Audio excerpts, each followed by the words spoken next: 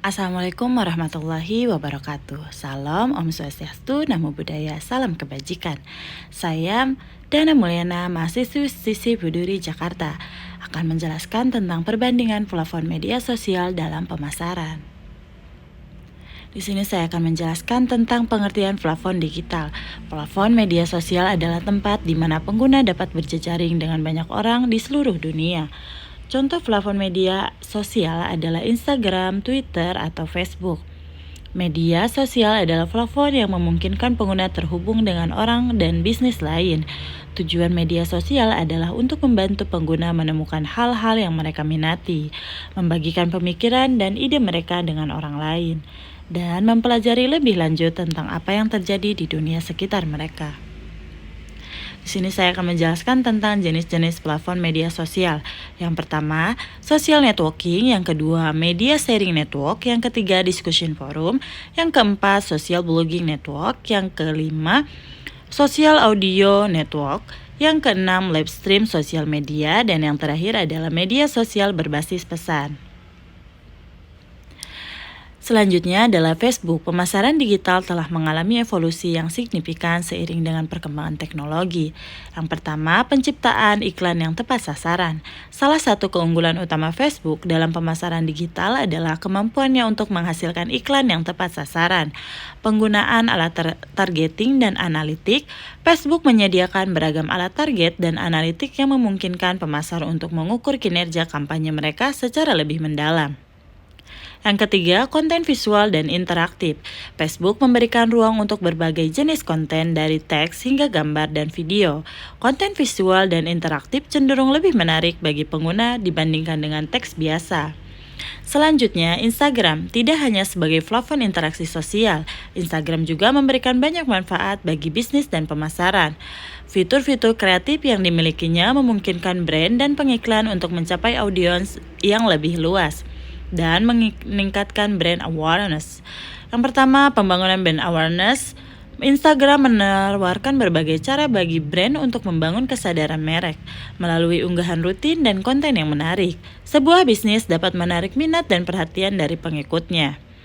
Yang kedua, meningkatkan engagement dengan pengguna. Salah satu kunci kesuksesan dalam pemasaran di Instagram adalah meningkatkan tingkat engagement dengan pengguna. Selanjutnya, Twitter. Twitter adalah sosial media yang lebih terkenal dengan konten melalui tulisan. Meskipun begitu, Twitter juga dapat digunakan untuk strategi bisnis yang cukup menguntungkan karena memiliki berbagai macam manfaat. Yang pertama adalah meningkatkan traffic website. Twitter menjadi media sosial yang memiliki akses gratis dan lebih cepat dibandingkan dengan platform sosial media lainnya.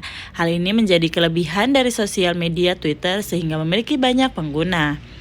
Yang kedua, menaikkan engagement. Dalam membuat sebuah bisnis, networking sangatlah penting karena semakin banyak orang yang mengenal bisnis yang kamu jalankan, maka semakin berkembang pula bisnis tersebut. Oleh karena itu, membutuhkan bantuan sosial media atau strategi pemasaran yang tepat. Perbandingan peran Facebook, Instagram, dan Twitter dalam strategi pemasaran online. Yang pertama, audience targeting. Facebook dan Instagram memiliki sistem audience targeting yang sangat kuat. Marketers dapat mengirimkan pesan kepada orang yang sesuai dengan profil mereka seperti umur, lokasi, hobi, dan kepentingan. Twitter juga memiliki sistem audience targeting, tetapi lebih fokus pada kata kunci dan hashtag. Dan yang kedua, perbandingan peran Facebook, Instagram, dan Twitter dalam strategi pemasaran online yaitu visual content. Dibanding Facebook dan Twitter, secara visual Instagram dinilai lebih unggul dalam mempromosikan melalui gambar dan video. Yang ketiga, interaksi.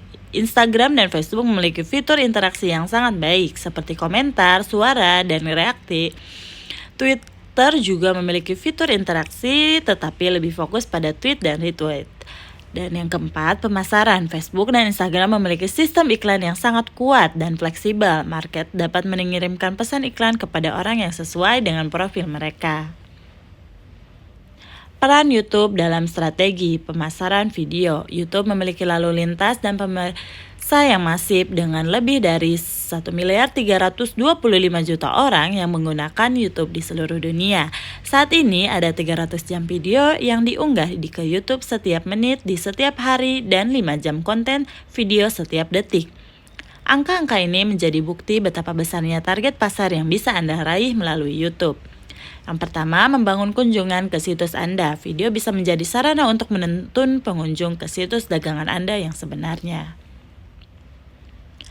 Peran YouTube dalam strategi pemasaran selanjutnya adalah membangun brand awareness visual adalah salah satu cara yang banyak digunakan untuk mempengaruhi.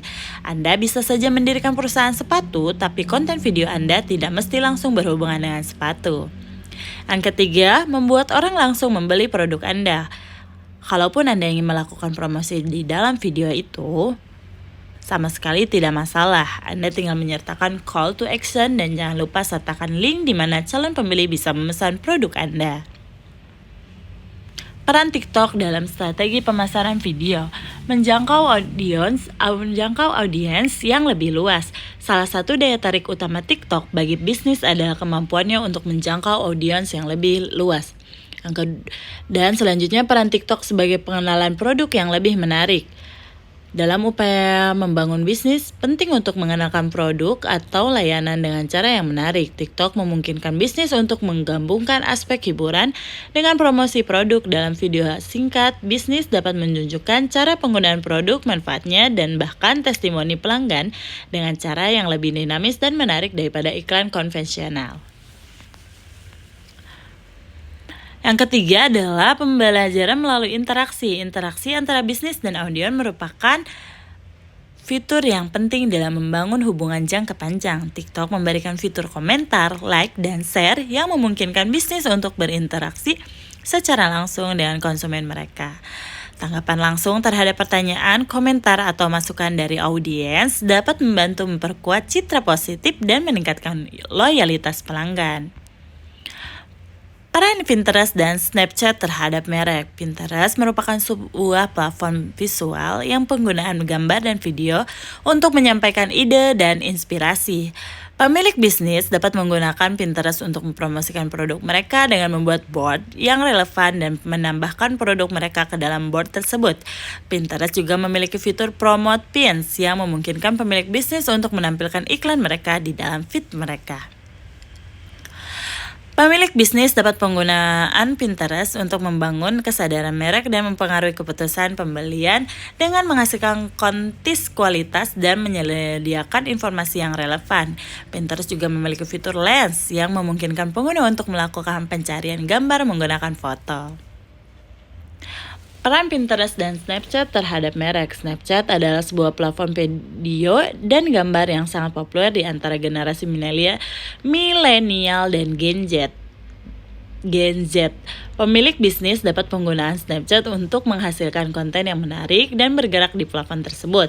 Snapchat juga memiliki fitur AR, Augmented Reality, yang memungkinkan pemilik bisnis untuk menghasilkan konten interaktif dan berinteraksi dengan lingkungan sekitar.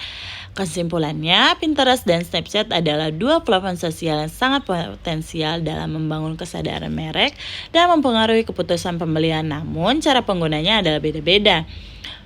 Pemilik bisnis harus menentukan mana yang lebih sesuai dengan strategi mereka untuk mendapatkan hasil optimal. Peran Nextdoor dan Discord dalam pemasaran lokal. Nextdoor adalah platform media sosial yang menghubungkan tetangga. Ini memberikan cara bagi orang-orang yang tinggal di daerah yang untuk berinteraksi dan berkomunikasi secara online.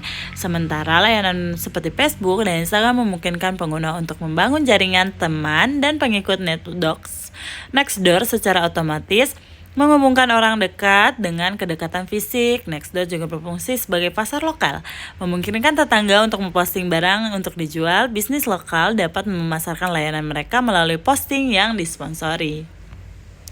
Peran Nextdoor dan Discord dalam pemasaran lokal. Discord pada dasarnya bukanlah aplikasi yang ditujukan untuk digital marketing. Discord merupakan aplikasi perpesanan instan yang awalnya ditujukan untuk para komunitas gamers. Aplikasi ini dikembangkan oleh para pendirinya untuk berkomunikasi, berdiskusi tentang strategi mereka ketika bermain sebuah online game. Mereka pun menciptakan aplikasi komunikasi untuk bermain online games, namun sama sekali tidak mempengaruhi performa gaming. Walau banyak digunakan oleh para gaming, Discord kini mulai banyak digunakan oleh orang-orang yang bukan gamers juga. Kamu bahkan bisa menemukan beragam komunitas non-gaming di Discord seperti komunitas saham, keuangan, hingga penikmat sepak bola. Platform media sosial fitur live streaming, audience reach. Facebook Live dan Instagram Live bisa kita temui ya. Dan platform media sosial fitur live streaming seperti Monese, Facebook, Instagram juga. Dan selanjutnya algoritma platform media sosial. Algoritma media sosial bervariasi berdasarkan setiap platform berikut pembahasannya berdasarkan platform yang paling sering digunakan oleh para pemilik bisnis. Yang pertama, algoritma Facebook. Yang kedua, algoritma Instagram. Yang ketiga, algoritma TikTok. Penggunaan hashtag di platform media sosial. Hasil pencarian hashtag di Twitter tersebut akan muncul pada beberapa kolom berikut. Top, let's people, foto, video. Pengguna hashtag di platform media sosial. Bagaimana hashtag bekerja di Instagram? Pengumpulan percakapan berbagai pengguna ke dalam satu kelompok seperti Twitter. Kamu dapat mencari hashtag tertentu melalui kolom search. Hasil pencarian tersebut akan muncul dalam kolom tersebut. Memilih platform media sosial berdasarkan tujuan pemasaran. Langkah memilih platform media sosial yang tepat. Satu adalah menetapkan tujuan Anda. Yang kedua, menentukan kanal yang sudah digunakan audiens Anda.